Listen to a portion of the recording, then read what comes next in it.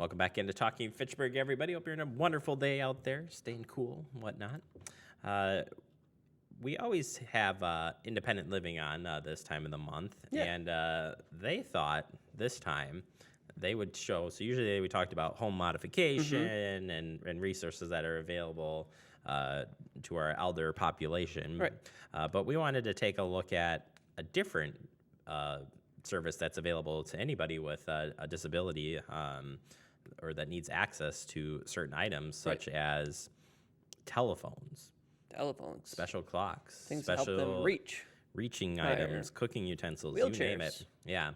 So actually, you and I went out and taped this story, and we went out to Access for Independence, which is a nonprofit, consumer-controlled independent living center that provides, again, services to people of all ages with any types of disabilities in Dane, Columbia, Greene, and Dodge counties in South Central Wisconsin. So once again with Jonathan, his last appearance on the show, by the way. Jonathan has moved on to a new career, but this was his last interview, and we'll show you that now. Access to Independence. Hi, I'm Jonathan with Independent Living, and for the past year, we've been talking about home safety modification, simple changes you can make to your home to increase safety and extend independence. And today we're here to talk to Andrew Lopez with Access to Independence about some assistive technology that can be used to also extend independence and increase safety in the home. So Andrew, I understand you've got some phones you can show us? Yeah, so we actually have a whole room full of phones, but here's a few selections here. Most of our phones are amplified, and a lot of them will have larger buttons. This one has an amplified speakerphone as well as a lighting device so that if people can't hear the ringer at all, they can see the flashing light.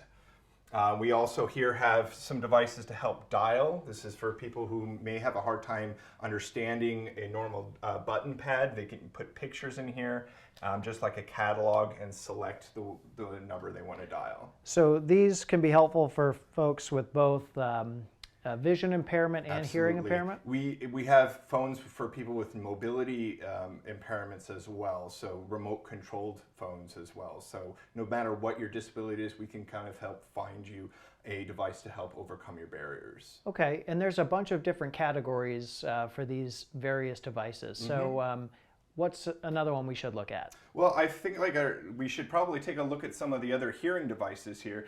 One of the most common ones is our pocket talkers, which are hearing devices that actually go onto your hip, or they can clip onto your pocket, and you can use headphones or neck loop with hearing aids to amplify sounds around you, amplify a phone sound, or amplifying sounds from your TV. Really helpful for people who may have a hard time hearing but maybe not have a diagnosed problem with hearing. There's a number of other devices such as lamp flashers to indicate to people when phone's going off, when their doorbell rings, so they can know everything you and I know through these devices, what's going on in their own home. So we have a number of exercise devices and recreational devices because people who live in their homes have a variety of needs. They have every right to have entertainment and life-fulfilling activities as well. We have some adaptive equipment such as an electronic dice, adaptive shoveling devices for somebody who might not be able to reach down, and even adaptive exercise equipment like these hand pedals over here. If we want to focus on some other areas such as bathing, our last and perhaps most important area of technology are mobility-based devices. They can be something very simple such as a reaching grabber device that helps people reach areas where they might not be able to if they have mobility issues. We also check out wheelchairs and ramps for people who are in their home and they may need just a temporary device to be able to help them overcome the steps or be able to move within their home. They can be something as simple as a cane. We have walkers, but other devices that help them move within their home and within the community. Okay, so you talked about people being able to check things out. So are you saying that anything in this room someone could come and borrow for free? Almost everything in this room can be checked out. Everything in this room we can come in and demo and we'll take the item to you if you prefer, or you can come to us. But almost all the items we can loan out for a period of 3 weeks. You would sign off them just the same way that you'd sign off for a library book. This service is absolutely free for anybody we serve, which is anybody with a disability.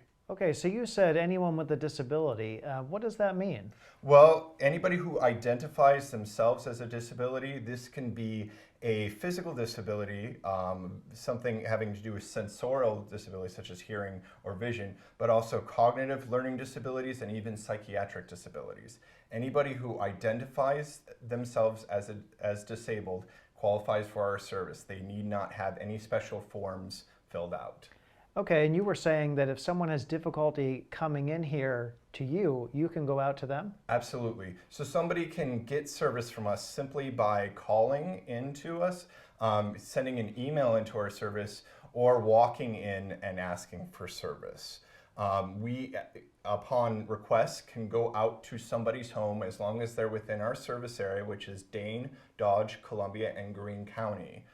We will come out to your home, set an appointment, and take a number of items, anything that you request, with us to show to you.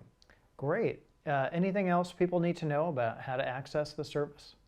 No, not anything more than just being able to identify as somebody with a disability of any age, any ethnicity. We don't discriminate against anyone, and they simply have to call our main number, say that they're interested in getting our services. This is one of a variety of services we offer. I encourage people to take a look at our website to see the other services we provide. Great, wonderful. Well, thank you so much for having us over and letting us look around this loan closet here. Well, thank you for coming by. I really appreciate it. There you have it, access to independent living. There's the website there. You can go on there to find more information about access to independence, or you can donate as well. So right on the front page there, you got the donate button. So check it out for more information. And thank you to Jonathan for all his help working with independent living. We're still going to continue our partnership with independent living, but we're going to meet some new folks from there coming up starting next month. Very good. All right, we got to take a quick break. Coming up next, PB&J to wrap up the day. See you in a bit.